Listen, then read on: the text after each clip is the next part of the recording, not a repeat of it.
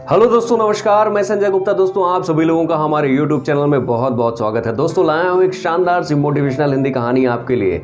दोस्तों, इस कहानी को अंत तक जरूर देखिएगा क्योंकि छोटी छोटी कहानियां इंसान का जीवन बदल देती हैं। और एक बात और, आप कौन से शहर से रहने वाले हैं, हमारे इस वीडियो के कमेंट में जरूर बताएं कि आप कौन से शहर से हमारी ये कहानी देख रहे हैं। तो आइए दोस्तों, शुरुआत करते हैं छोटी सी मोटिवेशनल हिंदी कहानी की। बहुत ही दिलचस्प कहानी है, इस कहानी को अंत तक जरूर देखिएगा।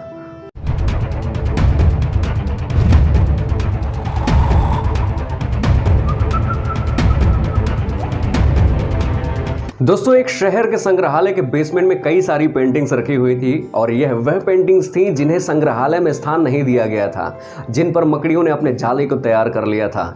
एक बार की बात है, उसी बेसमेंट के कोने में एक सुंदर सी पेंटिंग रखी हुई थी और एक मकड़ी ने देखा उस कोने को और वह कोना उसे काफी पसंद आया और उसने सोचा कि इस जगह पर मैं अपना जाल बनाऊंगी। और वह अगले ही दिन से उस जाल के निर्माण में शुरू हो गई और उसने कड़ी मेहनत के बावजूद कई दिनों तक जब मेहनत की तो एक खूबसूरत सा जाल उसने तैयार कर लिया।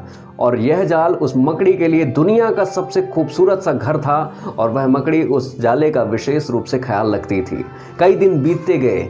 कुछ दिनों के बाद जब संग्रहालय के रख रखाव और साफ सफाई का कार्य आरंभ हुआ तो वहां जो कुछ कर्मचारी थे उस बेसमेंट में आए और वहां से कुछ चुनिंदा पेंटिंग्स को ले जाने के लिए तैयार जैसे हुए, तब उस मकड़ी ने देखा कि वहां जो और भी मकड़ियां थी वो मकड़ियां अपने जाल को छोड़कर जा चुकी थीं। उसने सोचा कहीं मेरी बारी भी ना आ जाए, लेकिन ऐसा नहीं हुआ। जो कर्मचारी थे कुछ ही पेंटिंग्स को उठाकर वहां ले गए, लेकिन कुछ दिनों के बीत जाने के बाद वही कर्मचारी फिर से आए और अब वो कोने में रखी हुई उस पेंटिंग्स को जैसे ही उन्होंने देखा, अब मकड़ी ने सोचा कि ये मेरा खूबसूरत सा घर जिसे मैं छोड़ना नहीं चाहती, अब लगता है मुझे इसे छोड़ना पड़ेगा। हे भगवान, तुमने कितनी बड़ी मुसीबत मेरे पर डाल दी। कितनी मेहनत के बावजूद मैंने अपने इस जाल को बनाया था और इतना खूबसूरत सा जाल मैं नहीं छोड़ना चाहती, लेकिन एक ही विकल्प था उसके पास कि वो उसे छोड़ना ही पड़ेगा, क्योंकि अगर वह ना छोड़ती तो वह मारी जाती। यह बात उसे बहुत अच्छे से पता थी और वह उसे छोड़कर चली गई।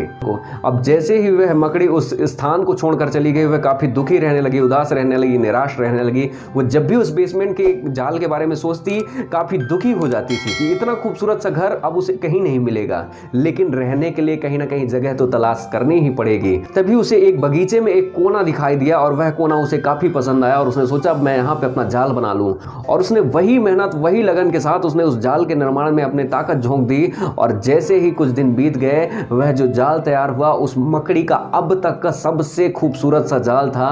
और उस मकड़ी ने कहा कि हे भगवान, तेरा लाख लाख शुक्रिया, तूने फिर से मेरे को एक खूबसूरत सा जाल बनाकर तैयार कर दिया।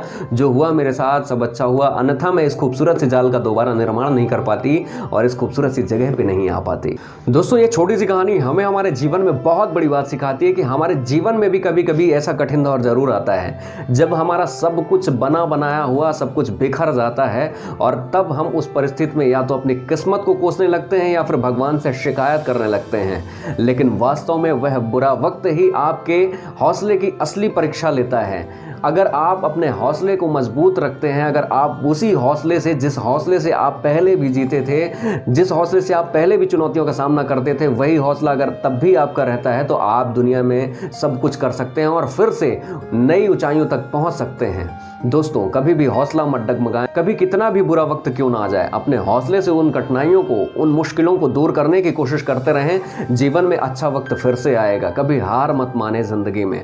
दोस्तों, ये कहानी आपको पसंद आई हो तो बहुत बहुत शुक्रिया, बहुत बहुत धन्यवाद। आप हमारे इसी चैनल पर ढेरों सारी मोटिवेशनल हिंदी कहानियां देख सकते हैं। कमेंट में जरूर बताएं ये कहानी आपको कैसे लगी। मैं हूं आपका दोस्त संजय गुप्ता सतना। मिलते हैं अगले वीडियो में, तब तक के लिए नमस्कार।